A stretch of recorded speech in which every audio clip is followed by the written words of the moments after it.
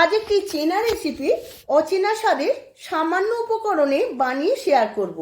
এই রেসিপিটি একবার হলেও বাড়িতে বানিয়ে দেখবেন।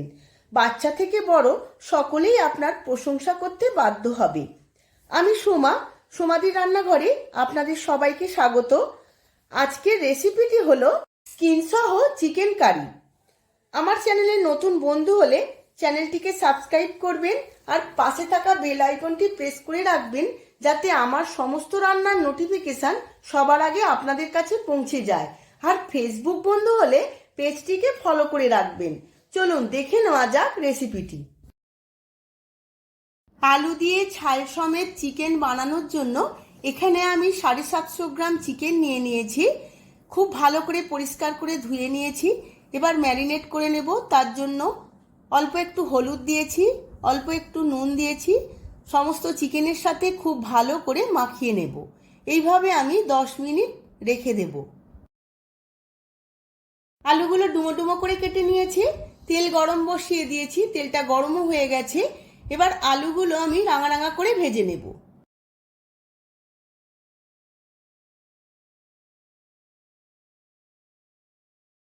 আলুগুলো রাঙা রাঙা করে ভাজা হয়ে গেছে।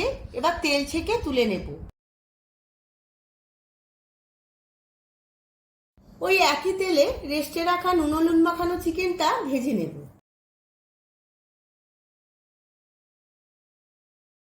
চিকেনটা ভেজে রান্না করলে কষানোর সময় ভেঙেও যাবে না, আর এর স্বাদও খুব ভালো হয়।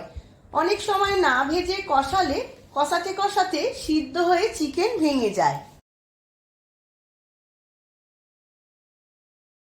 সমস্ত চিকেনগুলো হালকা করে ভেজে নিয়েছি। এবার তেল ছেঁকে তুলে নেব। স্কিন সমেত চিকেন বলে চিকেন থেকে অনেকটা তেল বেরিয়েছে। ওই তেলেই আমি রান্নাটা করে নেব। এর মধ্যে কিছু ফোড়ন দিয়ে দেব। 1/2 চামচ জিরে, 2টো তেজপাতা, 2টো শুকনো লঙ্কা। খুব ভালো করে ভেজে নেব। ফোড়নটা খুব ভালো করে ভাজা হয়ে গেছে। এবার 2টো মিডিয়াম সাইজের পেঁয়াজ ছোট ছোট করে কেটে নিয়েছিলাম, তেলের মধ্যে দিয়ে খুব ভালো করে ভেজে নেব। পেঁয়াজটা ভাজতে ভাজতে হালকা করে ভেজে রাখা চিকেনটা ম্যারিনেট করে নেব।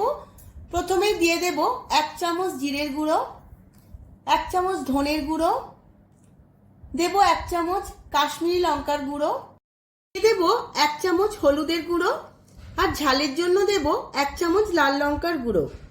দেব 50 গ্রাম টক দই।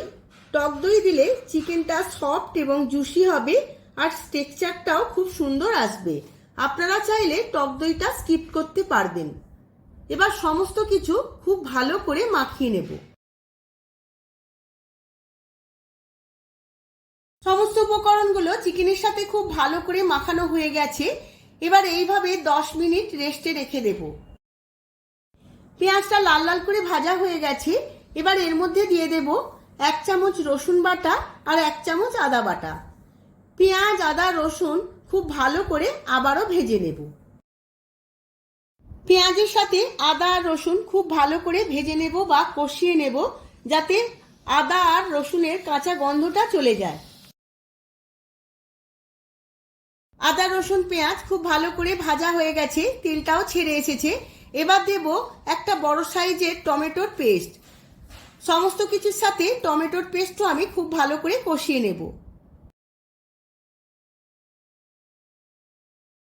উপকরণগুলো কষাতে কষাতে দিয়ে দেব স্বাদের ব্যালেন্সের জন্য 1/2 চামচ চিনি। চিনিটা খুব ভালো করে মিশিয়ে নেব। আবারও আমি 10 মিনিট কষিয়ে নেব। উপকরণগুলো 10 মিনিট খুব ভালো করে কষানো হয়ে গেছে। এবার দিয়ে দেব ভেজে রাখা আলু। আলুর সাথেও আমি আরো 2-3 মিনিট কষিয়ে নেব। দেখুন বন্ধুরা, তেলটাও কত সুন্দর ছেড়ে এসেছে। মশলাটা আলুর সাথেও 2-1 মিনিট কষিয়ে নিয়েছি, তেলটাও ছেড়ে এসেছে। এবার সমস্ত ম্যারিনেট করা চিকেনটা আমি এর মধ্যে দিয়ে দেব। চিকেনটা দিয়ে আমি 5-7 মিনিট খুব ভালো করে কষিয়ে নেব। যেহেতু আমি চিকেনটা ভেজে নিয়েছিলাম, তাই এই সময় বেশি কষাবার দরকার হবে না। সমস্ত উপকরণগুলো 7-8 মিনিট খুব ভালো করে কষিয়ে নিয়েছি। এবার দিয়ে দেব পরিমাণ মতো গরম জল। গরম জলের পরিমাণটা আপনারা বুঝে দেবেন যেমন ঝোল খাবেন। এবার খুব ভালোভাবে মিশিয়ে নেব একবার। এখন দিয়ে দেব স্বাদ মতো নুন, অল্প একটু নাড়াচাড়া করে নেব। এবার চাপা দিয়ে 10 মিনিট সেদ্ধ করে নেব।